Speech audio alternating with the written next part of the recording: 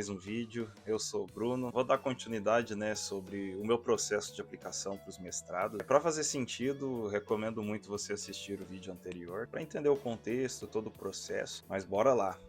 Galera, então, bem resumidamente, eu estava no Brasil, comecei o processo lá e aí eu consegui uma aprovação, para uma universidade na Pensilvânia, nos Estados Unidos.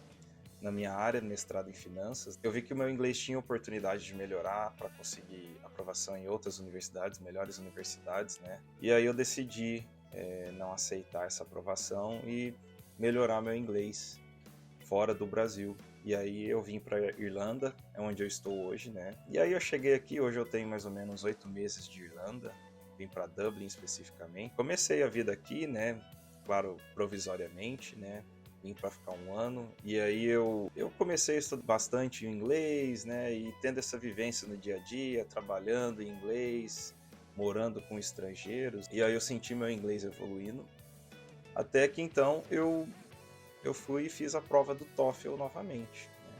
Meu resultado melhorou, e aí com esse novo resultado eu já consegui aplicar para mais universidades. Ainda não era um resultado que eu desejava, mas já melhorou, já dava novas possibilidades. Nesse meio do caminho eu estava muito focado em aplicar apenas para os Estados Unidos, estudar apenas nos Estados Unidos. E aí eu comecei a abrir um pouco mais minha mente e olhar para a Europa também, até por eu ter a cidadania italiana, e também por aqui o custo ser mais baixo. Assim que eu recebi o resultado, eu comecei a aplicar para algumas universidades, e aí eu apliquei para 5 universidades.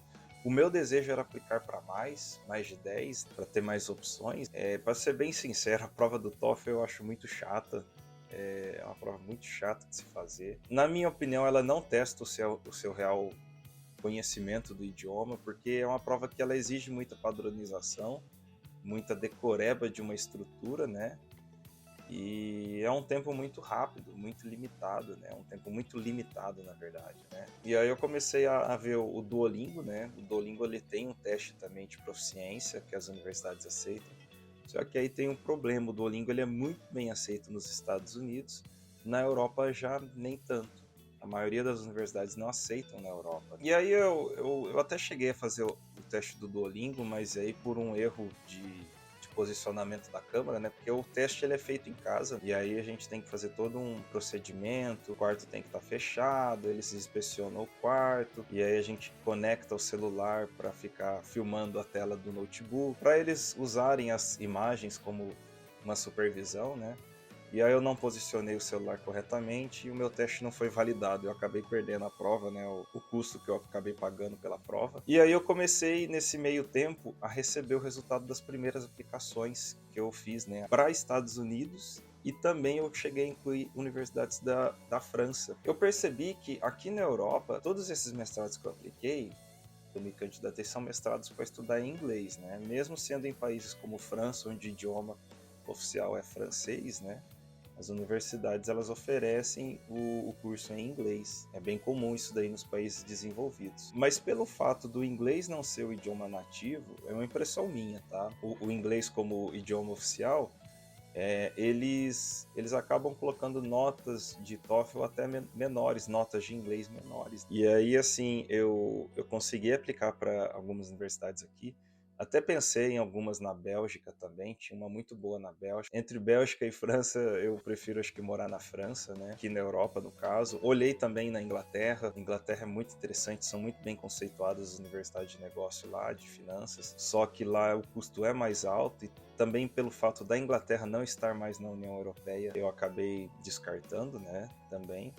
E aí aqui na Europa eu foquei mais na França. Até tinha uma também muito boa e barata na Holanda, só que eu acabei não conseguindo atingir a nota de inglês do TOEFL suficiente. Como o meu teste do Duolingo não foi validado, eu acabei não aplicando para ela. E aí, galera, depois que eu tive essa surpresa no TOEFL, no Duolingo, eu acabei recebendo os resultados, os primeiros resultados das universidades que eu já tinha aplicado, com a primeira nota do TOEFL que eu fiz aqui na Irlanda. E aí eu fui tendo bons resultados, Consegui aprovação na Grenoble École de Management, consegui também aprovação na IESEG, na Lyon também, e na Universidade de Colorado Boulder, nos Estados Unidos. Então foram essas 3 francesas e essa uma americana, todas elas aprovações. E aí as bolsas elas variam de 10 a 20% nessas universidades.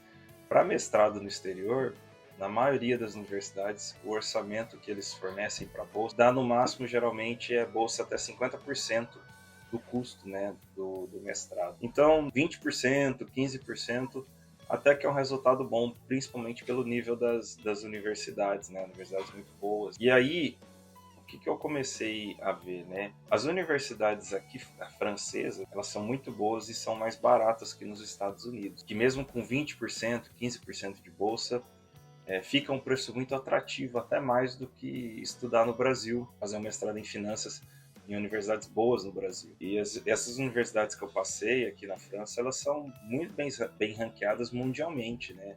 Principalmente comparado com as universidades brasileiras. Então eu fiquei bastante feliz. E as universidades americanas que eu estava planejando em aplicar com um novo teste do Duolingo, porque eu já estava cansado de fazer o TOEFL, e o Duolingo é um teste muito melhor. Eu cheguei a fazer simulados, minha nota no Duolingo estava muito boa. Se meu teste fosse validado, eu ia tirar uma nota boa, que dava para aplicar para várias universidades americanas. Só que como as universidades americanas são mais caras, bem mais caras, eu chutaria que, pelo que eu estava sentindo, eu não conseguiria bolsas muito maiores do que 20%, 25%. Se tornaria algo bem viável, porque elas são mais caras e mesmo com 20% de desconto, é um investimento muito alto, mais do que eu estava planejando via chip. E aí, no final das contas, eu decidi ficar só nessas 5 aplicações, né, de universidades. Decidi não dar sequência e aplicar para mais nos Estados Unidos. E aí eu acabei nem fazendo outro teste de inglês. E aí eu recebi recentemente também o resultado da 5ª universidade, que é nos Estados Unidos, a Universidade do Texas. Essa daí é uma das elites aí do mundo. Eu acho que ela está no top 10 do mundo de escola de negócio. A MCombs, que é da Universidade do Texas, ela é muito reconhecida, muito forte, né? Até das universidades de elite, ela é uma das mais baratas, mas ainda assim é um investimento alto. Então eu parei nessas. Então foram 5 aplicações. Dessas 5, eu consegui aprovação em 4. E na Universidade do Texas eu fiquei na lista de espera.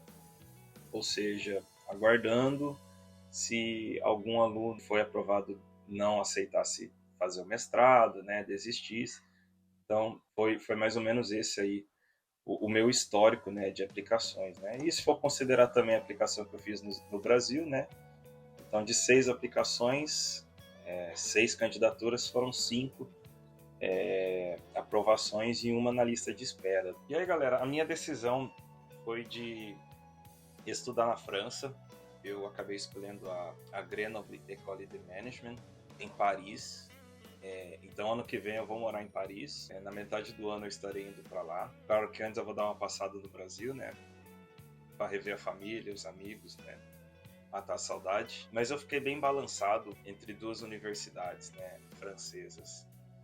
A em Lyon, que das 3 francesas que eu passei é a melhor ranqueada, melhor de reconhecimento, só que ela também é mais cara. Eu consegui uma boa bolsa nela de 20%, mesmo tanto que eu consegui na Grenoble, que foi 20 ou 25%. Só que a Grenoble ela é muito boa e é mais barata. E aí eu acabei escolhendo a Grenoble por diferença de orçamento mesmo. O que acabou pesando também foi o fato de a Grenoble ser em Paris e a outra em Lyon ser em Lyon. Então eu sinto que em Paris, por ser uma cidade, ser a capital da França, muito turística, mais conhecida, eu entendo que o uso do inglês ele é mais simples, é mais fácil do que em Lyon, que teoricamente não é uma cidade turística a nível mundial, apesar de ser uma grande cidade. Então, assim, tô indo para a França, agora estou estudando francês, né, para não chegar tão cru lá, né.